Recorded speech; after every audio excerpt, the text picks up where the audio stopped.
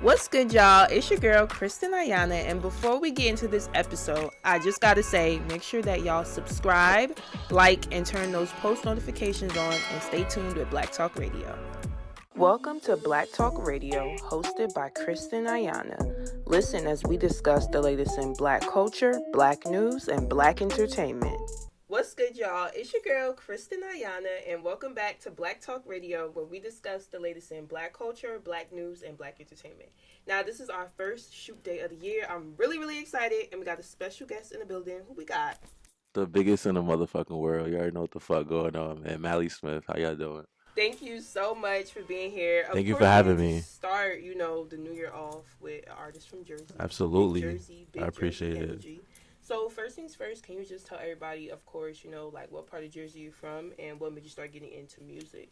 Well, I'm Melanie Smith, aka the biggest walk, aka Big Walkie, aka all that. I'm from East Orange, New Jersey, so that's around Newark and Essex County. I got into music about since I was in high school, so I've been doing it for a good grip. I just started dabbling into the Jersey club wave, so just developing my sound and stuff like that. And I love music, so it's kind of second nature to me.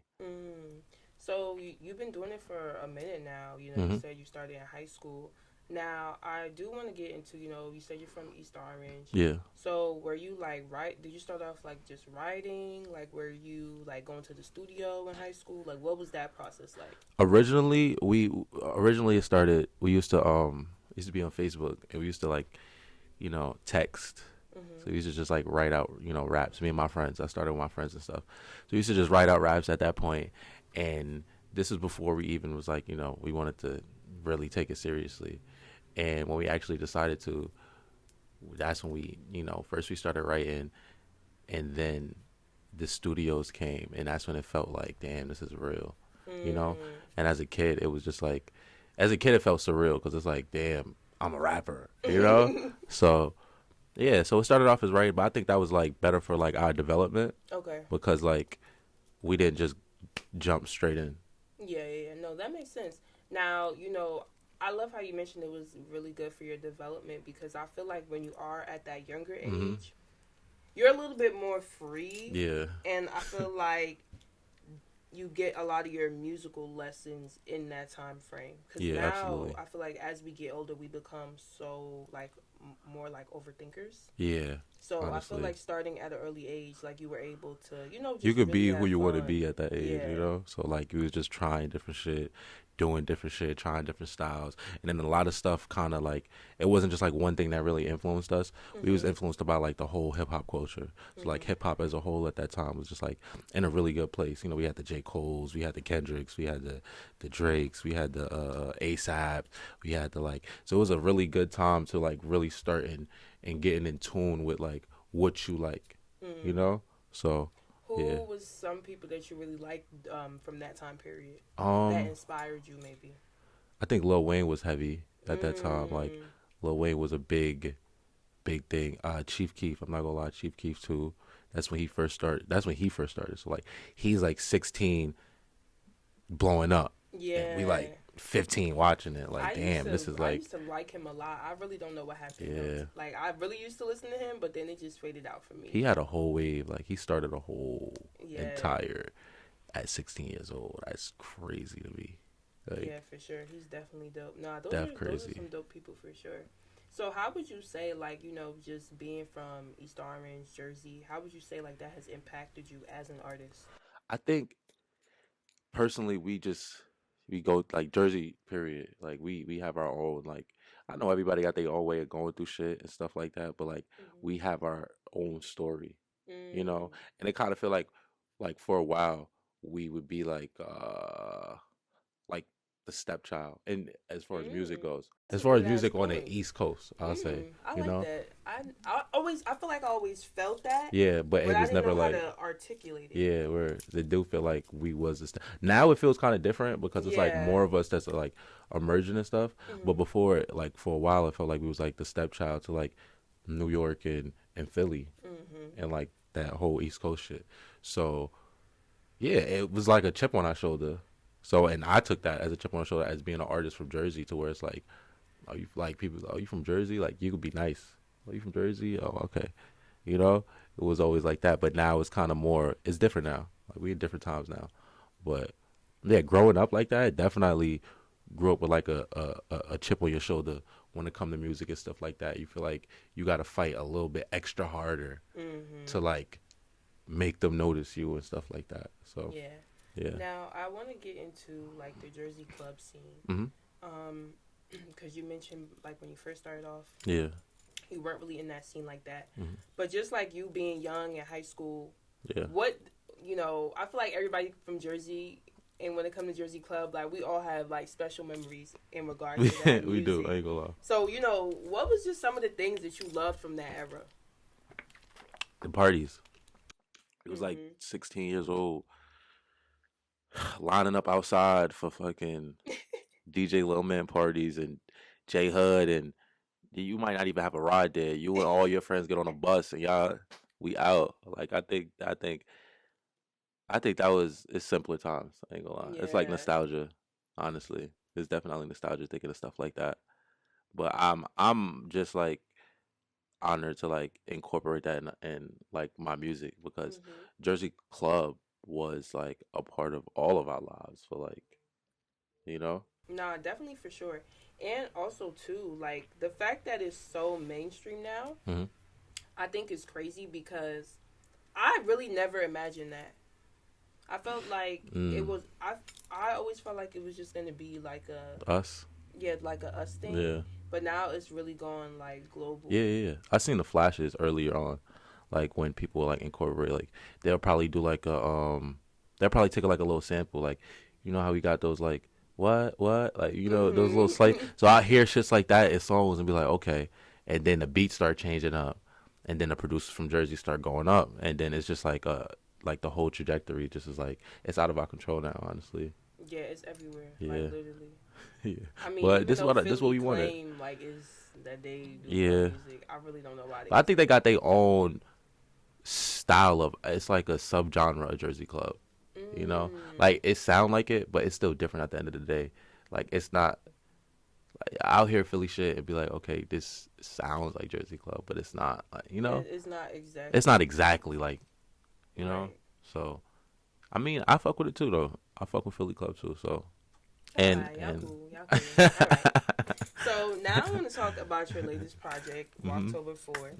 Can you just talk to us about what it was like creating that project? How long did it take? Things of that nature.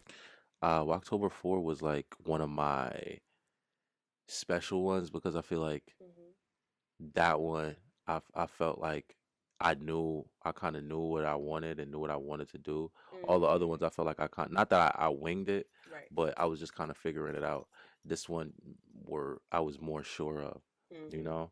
Um, Def incorporated more Jersey Club in there because I feel like the rest didn't really have any.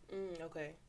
But still didn't stray away from like my sound or anything like that. Yeah. I feel like my goal is just to like make women dance.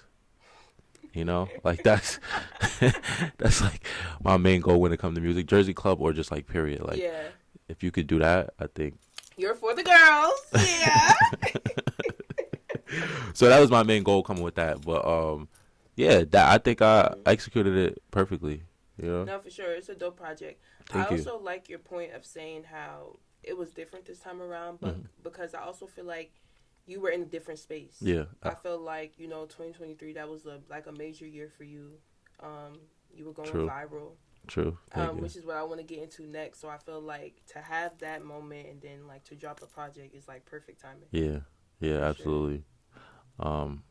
You got to thank the machine, the people behind me and the team I put together. Like they just made sure that we capitalize off the momentum and shit like that. Yeah, that's definitely important as an artist. So I want to get into your On the Radar freestyle. The biggest in the fucking world. The biggest. If y'all haven't seen it, it's literally everywhere. Like there's mad memes. There's like hella TikToks. What the fuck are we doing here? So can you just tell us, when you were doing that freestyle or when you was preparing for that freestyle, Did you expect it to go as big as it did? Like, you know, it was even in Complex. It was. That's So just crazy. talk to us about how that really made you feel. I think so when we set up the freestyle, I Mm-hmm. knew like as far as the cipher, I knew that I wanted to go first. Mm-hmm. I know I wanted to kick it off and start the whole shit off. Um, I requested for the ending of the beat to be on there. Okay. So like you hear the sample go no, no, at Yeah. the end of it to where I'm talking my shit. I wanted to talk my shit. I didn't know what I was gonna say. I just knew I wanted to talk my shit because I was going that adrenaline after getting that verse off was gonna be heavy. So Mm-hmm. I was just like, yo, just add a little beat for just let me talk my just let me talk my shit. I don't know Let me what I'm gonna let me say. cook. Let me Let have me this cook. beat. You feel me? I don't know what I'm gonna say. Feel me? And it was just natural. Honestly, it was just natural. I did it in one take too, so Mm. that was impressive. Nah, that is for sure. Thank you. Thank Now, you. when everyone started like posting it and it Hmm. was going viral, you know, what was going through your head at the time? At first, it was just like okay, but then it was just like it was like it's different when new people start to be like, Mm-hmm. oh shit, I know you. You, what the fuck are we doing here? Mm. So then I was like, oh damn, it's a thing. Oh shit, like people just come up to me like, yo, what the fuck are we like screaming at me? I'm like, damn, like Did oh you be shit, caught off guard? I do be, and then I'd be like, okay, well I get it, but I think people think I'm supposed to be that like 24/7, you know? Like, I feel like you're pretty calm, actually. that's what a I lot of people wasn't say. expecting that. I'm not gonna lie. A lot of people say that though. A lot of people say that. But Yeah. when I'm in that bag, I'm in that bag. You know, I'm in Yeah. that bag. I mean, you gotta catch me on a good day. Yeah. You got your you like a happy medium though. Feel me? That's good. That's good though. I like that. Yeah. Nah, but I feel you because if somebody was really walking up to me saying Word, that, like like, like yo, the biggest. What the fuck are we? Feel me? I might be chilling. I might be high. I might want to relax. But if I'm in that zone for a fact, because I def give up that energy. It's mm-hmm. just a time and a place. Yeah. Something I do want to talk about is like everyone on the cipher did such a great Hmm. job, and I know you work, you know, so closely with them. Yeah. So how important would you say is just like having a community within music? I think it's very important. I feel like you can't, not to say you can't, but it's gonna be very difficult for you to do stuff by yourself. Mm-hmm. Like even if you're by yourself, you should always have a team Yeah. that believes in what you do and is willing to do whatever it takes to push that agenda. But I think my team and the sound, very important part of like, what I'm doing here and my career and going forward. Like they helped me get to this point, Mm-hmm. musically, artistically, and just like everything when it involved in music. So, but that should be like if that's not something that you have right now, Uh-huh. that's something that you should get immediately. A team, Yeah, people that believe in you. for sure. I always say like as an artist, you really need a team because you need to be focused on making the art. True. Yeah, So true. it's like if you're doing so many other things, at some point it's gonna take away from like what's most important. That is true too, honestly. So with your team, like how was it formed, and you know, what was that a difficult process for you? Because for some people it can be challenging. Hmm. It definitely can be trial and error. Yeah. So just talk to us about that. The thing is, we created this at when we first started rapping. So Mm-hmm. like, it wasn't hard because it kind of just felt right. And again, Right. we kids, so you just doing whatever you want. You just fucking with your friends and shit like that. So being, Matthew Ali and Briz and Cash Cobain, us coming together at 15 years old, just saying, yo, let's fuck it and just let's go for it, Right. was just like second nature almost. And obviously over the years you build more, you add in, you take out, people may leave, motherfuckers may go. You see, but I mean only it all gonna make sense in the end, you know? For sure. So my next question for you is, I always like to ask my artists, what is it like being in the studio?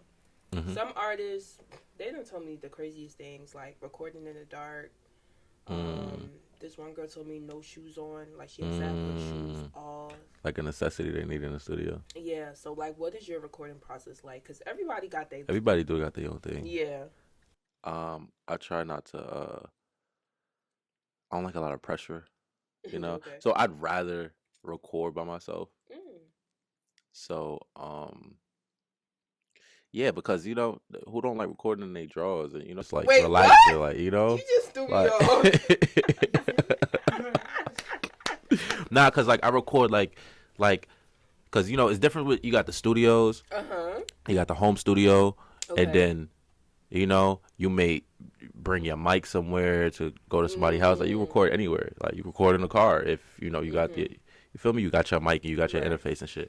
My best time doing it is definitely like in my room by myself, Okay. not having an agenda and just like free. I might want to be in my drawers. I may want to get up, get some water.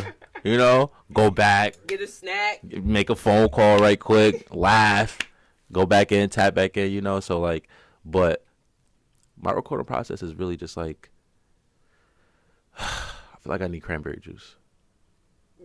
Oh, that's your thing. Yeah, that That's might be a my thing. first. Cranberry juice is definitely.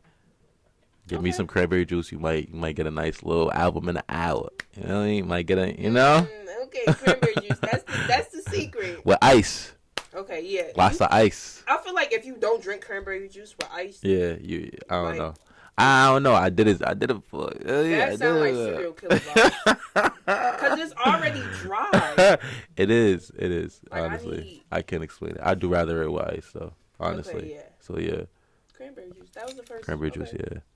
I used to watch like I like watching like people in the studio, like like artists that like. So I remember when I think it was the Nicki Minaj documentary. She told him she needed almonds or some shit like that. She couldn't record. She really was that ass. Yeah, She did not record till they got her them almonds, and then she got in there. And she did the Dungeon Dragon. Oh, Roman's Revenge. She bodied that shit with the almonds. Almonds made you do that? Almonds made you do that, Nikki? That's crazy. But I always thought that was mad interesting to me. I remember that documentary. Nah, I feel like everyone just needs like that one little thing that's gonna make they turn their whole day around. Yeah, for a fact. No, nah, but mine is Def Cranberry Juice, so I'm gonna stand on that. Okay, I'm not mad at that. Give me some good ocean spray. Seriously. Now, speaking of, just we talked a little bit about your team. Yeah. We talked a little bit about Nikki. She's also did a club. Yeah. Club beat She might be the number one right now. Yeah, definitely. So is there? That was a Jersey Club producer too, so it was. Kudos to Nikki for that. I love that though. Yeah. Because I was just about to say, like, shout out DJ Small. I feel like it's really important to like, for people that are gonna capitalize off of Jersey Club, at least pay homage. Right, and include those people because it's people that's been doing it for years. So let them get their shine off of something that they created. True, absolutely. So I'm loving that. Like that really was amazing to see. Now, is there like any artists you would love to collaborate with? Like, what would you say is your dream collab? Dream collab. I'm an R&B head, so like, even though I don't make, I can tap into that bag, but damn, this is biasness though. Like, I just love how they, if we would sound together like good on a Just song. say it. But I like Summer Walker a lot. Oh yeah, I would love to hear that. I love SZA. I would love to do that. She's from Jersey. True. Frank Ocean is definitely a green collab. Yeah, I need him to come out of hiding. Yeah, Brent Faiyaz is one of them ones that I could see that. When it comes to rappers,